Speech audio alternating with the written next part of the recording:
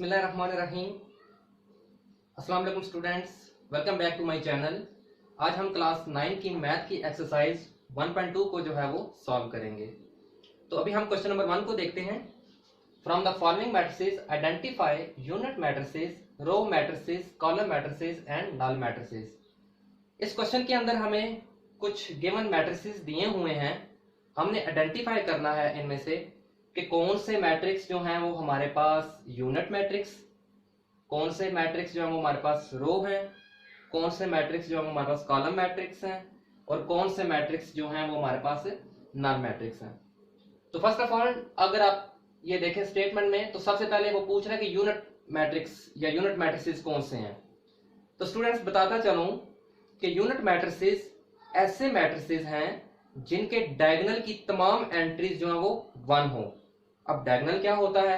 Let's suppose कि ये matrix A को देखें आप, तो डायगोनल स्टूडेंट्स ये अगर आप क्रॉस में ऐसे लाइन लगाएं तो ये जो एंट्रीज बनती हैं इनको हम डायगोनल कहते हैं। जिस तरह आप एक और आप मैट्रिक्स देख लें, जिस तरह ये मैट्रिक्स है, इस तरह आप क्रॉस में अगर लाइन को खींचेंगे तो ये हमारे पास इसका डायगोनल है।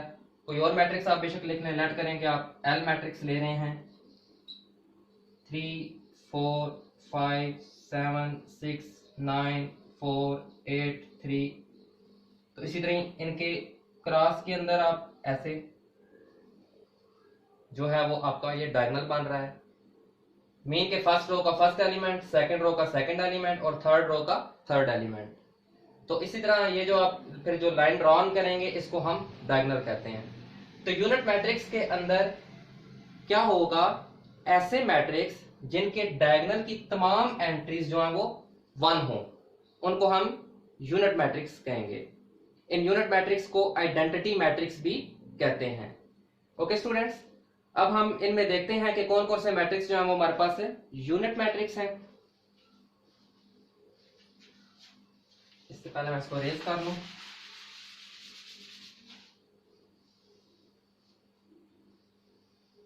ये स्टूडेंट्स, तो पहली डेफिनेशन के मुताबिक हमने देखना है कि कौन से मैट्रिक्स ऐसे हैं जिनके डायगोनल की एंट्रीज जो है वो 1 है। तो ये मैट्रिक्स तो नहीं होगा क्योंकि इसके डायगोनल की एंट्री 0 0 है। ये आप अगर मैट्रिक्स डी को देखें तो मैट्रिक्स डी में अगर आप देखें तो आपकी डायगोनल की एंट्रीज जो है वो 1 है, यानी तमाम एंट्रीज जो डायगोनल में है वो 1 है। तो इसलिए हम कहेंगे कि जो डी मैट्रिक्स है वो हमारे पास यूनिट मैट्रिक्स है।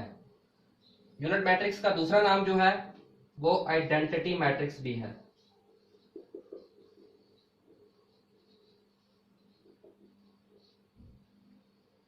आइडेंटिटी मुराद कि आपके पास 1 जो है वो मल्टीप्लिकेटिव आइडेंटिटी है, क्योंकि 1 एक ऐसा नंबर है जिसको किसी भी नंबर से मल्टीप्लाई करेंगे तो उस के नंबर के अंदर कोई चेंज नहीं आएगा। चाहे वो नंबर जितना मर्जी लार्जर है, उसको अगर आप 1 से मल्टीप्लाई करेंगे तो वो नंबर सेम रहेगा। इसलिए इसको हम आइडेंटिटी कहते हैं। इसलिए जहां पे डायगोनल में 1 यूज हो रहा है तो इसको यूनिट मैट्रिक्स या आइडेंटिटी मैट्रिक्स कहते हैं। तो इसी तरह स्टूडेंट्स आप दूसरी डेफिनेशन की तरफ आए तो रो मैट्रिसेस। रो मैट्रिसेस कौन से मैट्रिसेस होते हैं?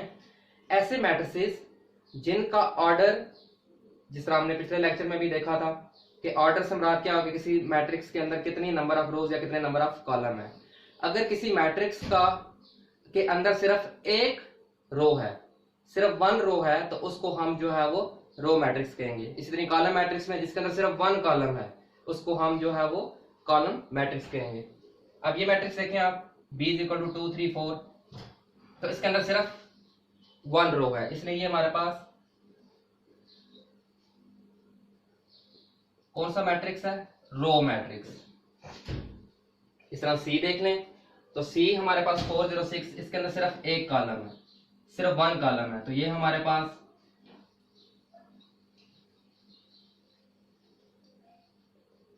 कॉलम मैट्रिक्स है।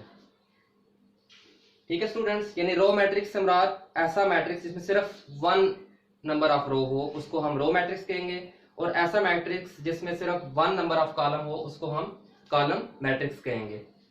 इस तरीके से ये डी भी हो चुका था हमारा। ई देखें, अब ई के हमारे पास इसके लिए हम नेक्स्ट डेफिनेशन देखते हैं नल मैट्रिसेस। नल मैट्रिसेस ऐसे मैट्रिक्स होते हैं कि जिन मैट्रिक्स की तमाम एंट्रीज जो हैं वो जीरो हों, उनको हम नल मैट्रिक्स कहते हैं। अब जिस तरह ये देखें ई के अंदर एक ही एलिमेंट था, एक ही एंट्रीज है और वो भी जीरो है, तो अब इसलिए इसको हम जो है वो नल मैट्रिक्स कहेंगे। ठीक है, कोई भी मैट्रिक्स है, लेट करें कि आप के मैट्रिक्स ले लें, ये यानी तमाम एंट्रीज जब किसी भी मैट्रिक्स की जीरो होंगी उसको हम नल मैट्रिक्स कहते हैं। इसी तरीके से एफ देखें तो एफ के अंदर 1 नंबर ऑफ कॉलम आ रहा है, तो ये भी हमारे पास कॉलम मैट्रिक्स होगा। अब क्वेश्चन नंबर 2 को देखते हैं। From the following matrices identify, हमने गिवन मैट्रिसेस में क्या क्या आइडेंटिफाई करना है, कौन से मैट्रिसेस हमारे पास स्क्वायर मैट्रिसेस हैं, कौन से मैट्रिसेस हमारे पास रेक्टेंगुलर मैट्रिसेस हैं, कौन से मैट्रिसेस हमारे पास रो मैट्रिसेस हैं, और कौन से मैट्रिसेस हमारे पास कॉलम मैट्रिसेस हैं, कौन से मैट्रिसेस आइडेंटिफाई हैं और आइडेंटिटी हैं, और कौन से मैट्रिसेस हमारे पास नल मैट्रिसेस हैं। तो स्टूडेंट्स, रो मैट्रिसेस, कॉलम, आइडेंटिटी या यूनिट और नल, इन चार की डेफिनेशन हमने पिछले क्वेश्चन में देखी, लेकिन अभी दो डेफिनेशन यहाँ पे न्यू आ रही हैं, एक तो स्क्वायर मैट्रिसेस और एक रेक्टेंगुलर मैट्रिसेस। तो स्टूडेंट्स, ऐसे मैट्रिसेस जिनके नंबर ऑफ रोज और नंबर ऑफ कॉलम्स इक्वल हो, या दूसरे लफ्जों में आप कहें कि ऐसे मैट्रिसेस जिनका ऑर्डर सेम हो, मीन के उतने ही नंबर ऑफ रोज और उतनी ही नंबर ऑफ कॉलम्स हो, तो ऐसे मैट्रिसेस को हम जो है वो स्क्वायर मैट्रिसेस कहते हैं। ओके स्टूडेंट्स, इसी तरह ऐसे मैट्रिसेस जिनमें नंबर ऑफ रोज और नंबर ऑफ कॉलम्स एक जैसे ना हो, ठीक, इस तरह 2/3, इसमें 2 नंबर ऑफ रोज हैं और 3 नंबर ऑफ कॉलम्स हैं, तो ये हमारे पास रेक्टेंगुलर मैट्रिसेस कहलाएंगे। तो अभी इन क्वेश्चंस को देखते हैं हम। 8, 2, 7, 12, 0, 4। फर्स्ट ऑफ ऑल तो हम ये देखेंगे कि क्या ये रो मैट्रिक्स है, नहीं, क्योंकि इसमें 2 नंबर ऑफ रोज यूज हो रहे हैं और 3 नंबर ऑफ कॉलम्स है, ना ही ये रो है ना ही ये कॉलम है। आइडेंटिटी मैट्रिसेस मैंने कहा था कि डायगोनल के अंदर तमाम एंट्रीज हमारी 1 होनी चाहिए, वो भी नहीं है ये। उसके बाद नल मैट्रिसेस तमाम एंट्रीज 0 होनी चाहिए, नहीं। अब बात आ जाती है स्क्वायर या रेक्टेंगुलर, या तो ये स्क्वायर मैट्रिसेस है या तो रेक्टेंगुलर मैट्रिसेस है। तो अगर आप स्टूडेंट्स देखें तो इस मैट्रिक्स के अंदर हमारे पास 2 नंबर ऑफ रोज और 3 नंबर ऑफ कॉलम है। इट्स मीन कि इसकी नंबर ऑफ रोज और नंबर ऑफ कॉलम्स डिफरेंट है, तो इसलिए ये हमारे पास जो है रेक्टेंगुलर मैट्रिक्स कहलाएगा।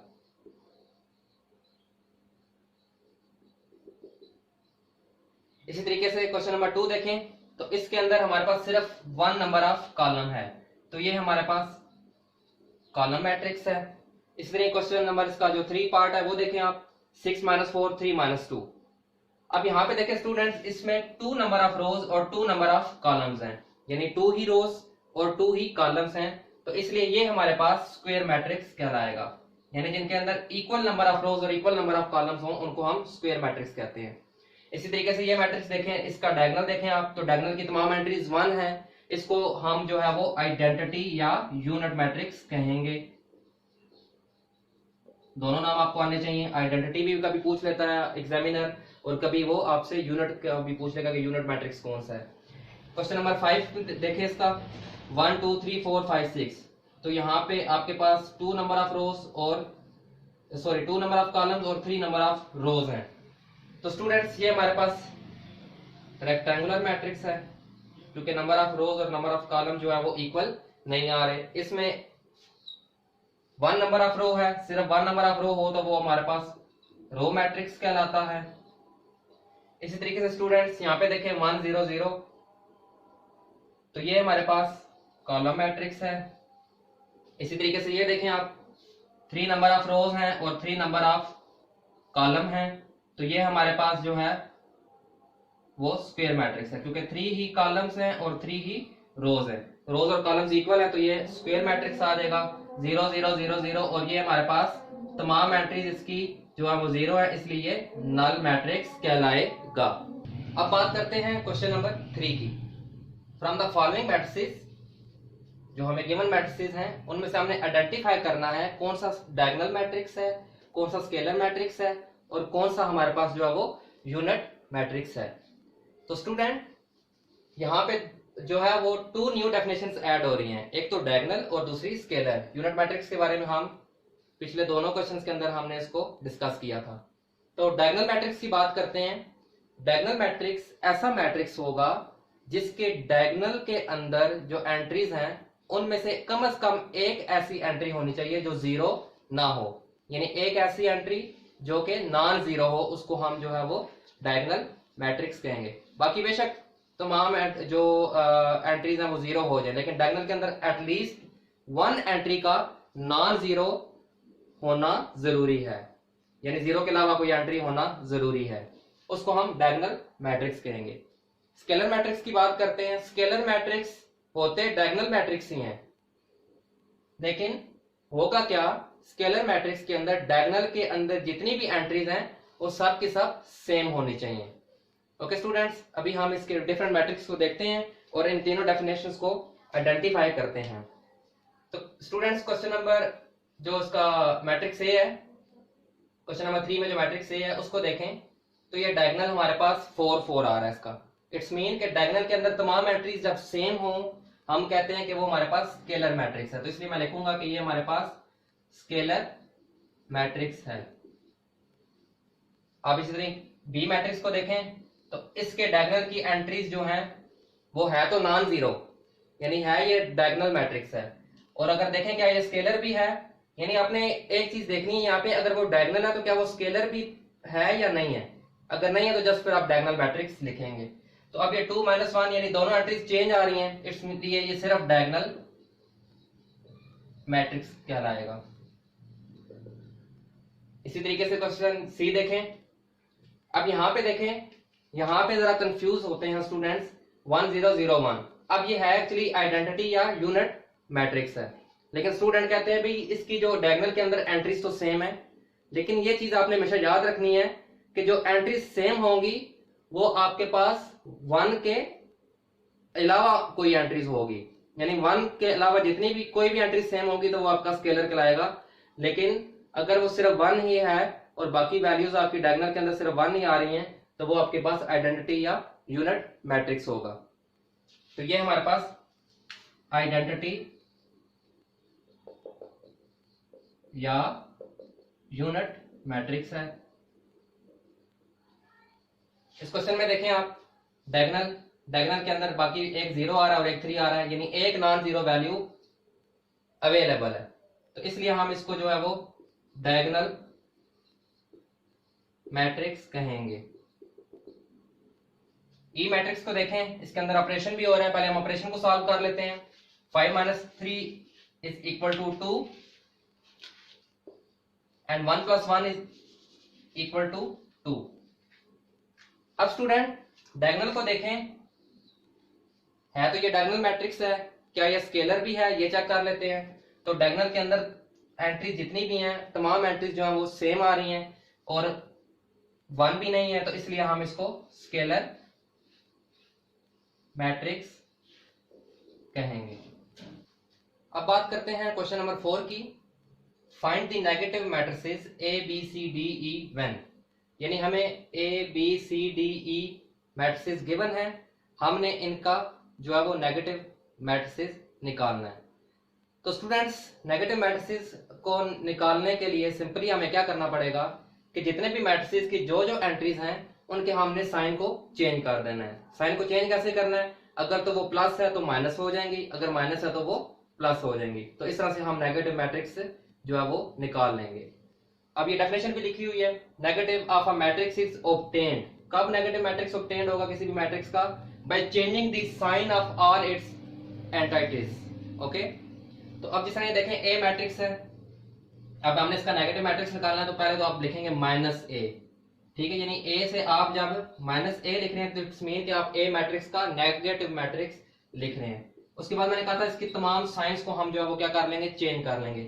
अब स्टूडेंट्स जब कोई साइन नहीं होगा तो आपको पता है कि हमेशा पॉजिटिव साइन जो है वो एग्जिस्ट कर रहा होता है। तो ये +1 है तो यहाँ पे हम -1 लिख लेंगे, तो 0 जीरो हमारे पास एक न्यूट्रल नंबर है, इसलिए इसके साथ ना तो पॉजिटिव लिख सकते हैं ना जो है वो नेगेटिव का साइन डाल सकते हैं, इसलिए जीरो की जगह हम सिर्फ जीरो ही लिखेंगे। तो -1 है तो +1 होगा। ओके स्टूडेंट्स, तो ए से हमने नेगेटिव मैट्रिक्स इसका -a निकाल लिया। इस तरह बी है तो बी का हम नेगेटिव मैट्रिक्स -b लिख लेंगे। +3 है तो -3, -1 है तो +1, -2 +2 है तो -2, +1 है तो -1, ये इसका नेगेटिव मैट्रिक्स आ गया। इसी तरीके से सी, इसका नेगेटिव मैट्रिक्स लिखेंगे तो सी के साथ भी हम माइनस लिखेंगे। तमाम मैट्रिक्स को जो है वो हम साइंस के साथ रिप्लेस कर देंगे। +2 है तो -2 आ गया, यहाँ पे +6 है तो इसका -6 लिख लेंगे, +3 है तो -3 लिख लेंगे, +2 है तो -2 आ गया। इसी तरीके से स्टूडेंट्स डी मैट्रिक्स की बात करते हैं, नेगेटिव उसका निकालते हैं तो -d लिख लेंगे हम। -3 है तो +3 आ जाएगी, तो प्लस साइन को डालें या ना डालें बात एक ही है। अगर आप डाल भी देते हैं तो कोई फर्क नहीं पड़ेगा, लेकिन अगर आप नहीं भी लिखते हैं तो वो प्लस ही कंसिडर होगा, इसलिए यहाँ पे आप 3 लिख लें जस्ट। +2 है तो -2 और -4 है तो +4, इसलिए 4 के साथ प्लस लिखना जरूरी नहीं है। 5 है तो -5 है। इसी तरीके से ई मैट्रिक्स देखें, वो हमारे पास +1 है तो -1, -5 +5 हो जाएगा। 3 है प्लस का तो माइनस का 3 हो गया, प्लस का 2 है तो माइनस का 2 हो गया। तो ये हमने जी क्वेश्चन नंबर 4 में जो गिवन मैट्रिसेस थे उनके जो है वो हमने नेगेटिव मैट्रिक्स को जो है वो सॉल्व किया। क्वेश्चन नंबर 5 में हमने find the transpose of each of the following matrices, यानी जो गिवन मैट्रिसेस हैं हमने इनका ट्रांसपोज जो है वो फाइंड आउट करना है। तो स्टूडेंट ट्रांसपोज क्या होता है? ट्रांसपोज से मुराद ये है कि किसी भी मैट्रिक्स का आपने जो है वो ऑर्डर चेंज कर देना होता है। ऑर्डर कैसे चेंज करना होगा कि आपने नंबर ऑफ जो रोज हैं उनको अपने कॉलम्स में चेंज कर लेना है। ओके स्टूडेंट्स, तो अभी हम इस क्वेश्चन को सॉल्व करते हैं और इसका पहला मैट्रिक्स देखें ए। तो ए के अंदर अभी ये ट्रांसपोज की डेफिनेशन जो है वो आपको क्या नाम है वीडियो में नजर भी आ रही होगी। तो अभी हम इसमें ए पार्ट को सॉल्व करते हैं कि ट्रांसपोज में हमने बोला था कि नंबर ऑफ रो को या नंबर ऑफ कॉलम को रोज में चेंज कर लें या नंबर ऑफ रोज को हम सिंपली कॉलम में चेंज कर लें, तो वो हमारे पास ट्रांसपोज कहलाता है। तो सोल्यूशन लेते हैं हम इसका ए मैट्रिक्स। तो ए मैट्रिक्स के अंदर देखें, अभी हमारे पास कॉलम मैट्रिक्स है, इसको हम क्या करेंगे रो मैट्रिक्स में चेंज कर देंगे, यानी कॉलम को हम सिंपली रो की फॉर्म में लिख लेंगे, तो ये इसका ट्रांसपोज बन जाएगा। ये एक ट्रांसपोज ऑफ ए, इधर लिख लें आप।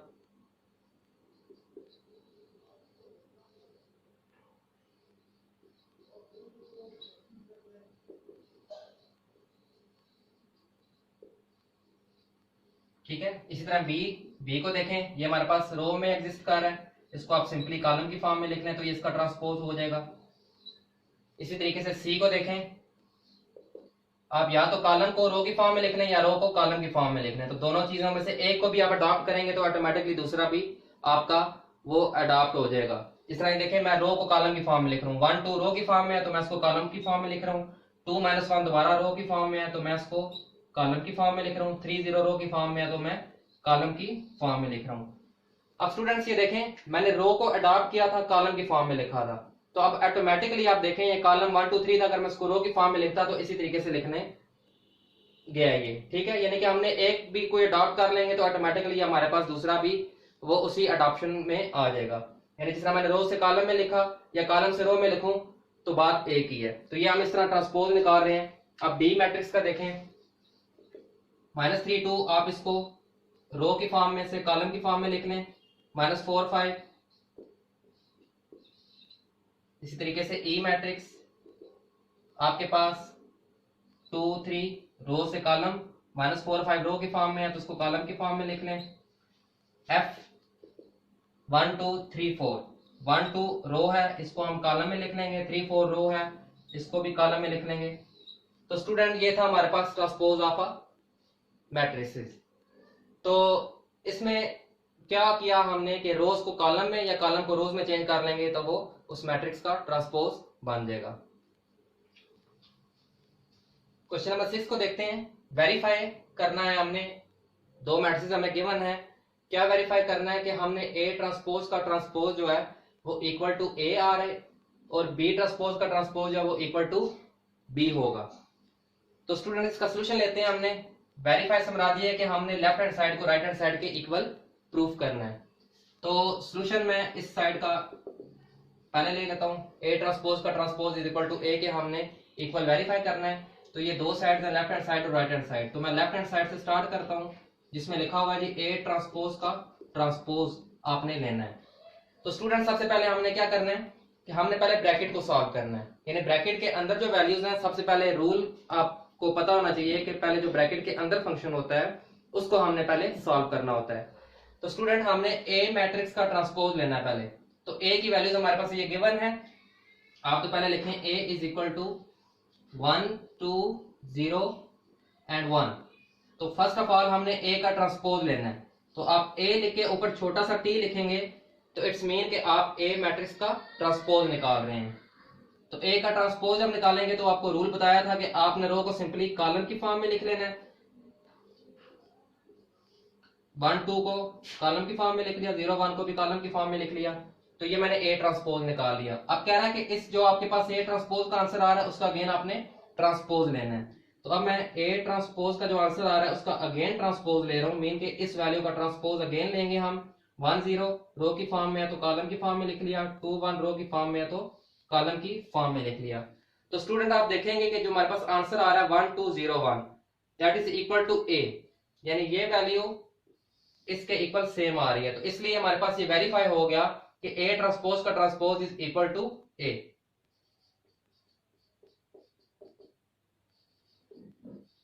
इसको आप वेरीफाई भी लिख सकते हैं या left hand side is equal to right hand side.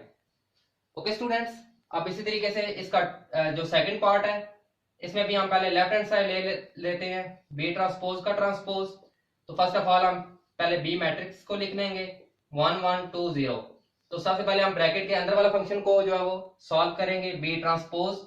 तो बी ट्रांसपोज के लिए हमने क्या करना है, जो बी मैट्रिक्स है इसका ट्रांसपोज लेना है, यानी रो को कॉलम में चेंज कर लें, ये 2 0। तो ये हमने बी ट्रांसपोज निकाल लिया। अब उसका अगेन ट्रांसपोज निकालना है, बी ट्रांसपोज का ट्रांसपोज अगेन, यानी आप बी ट्रांसपोज है अब इसका ट्रांसपोज निकालना है आपने। तो ये 1 2 कॉलम की फॉर्म में लिख लें, 1 0 रो की फॉर्म में तो उसको भी कॉलम की फॉर्म में लिख लें। तो आप ये देखें कि बी ट्रांसपोज का ट्रांसपोज जो है वो बी के इक्वल आ रहा है, यानी ये दोनों वैल्यूज आपके पास सेम आ रही हैं। तो ये हमारे पास वेरीफाई हो गया कि बी ट्रांसपोज का transpose is equal to B verify. Okay, या आप इसको left hand side is equal to right hand side भी लिखेंगे तो वो भी आपका सेम इसका मीनिंग है, वेरीफाई। ओके स्टूडेंट, तो उसके साथ ही हमारी आज की एक्सरसाइज 1.2 का इख्तिताम हुआ। तो उम्मीद है कि आपको अच्छे से इस एक्सरसाइज के तमाम क्वेश्चंस को जो है वो अंडरस्टैंड करने में कोई प्रॉब्लम नहीं हुई होगी। तो अब इंशाल्लाह नेक्स्ट लेक्चर के अंदर जो है वो हम 1.3 एक्सरसाइज को सॉल्व करेंगे। शुक्रिया।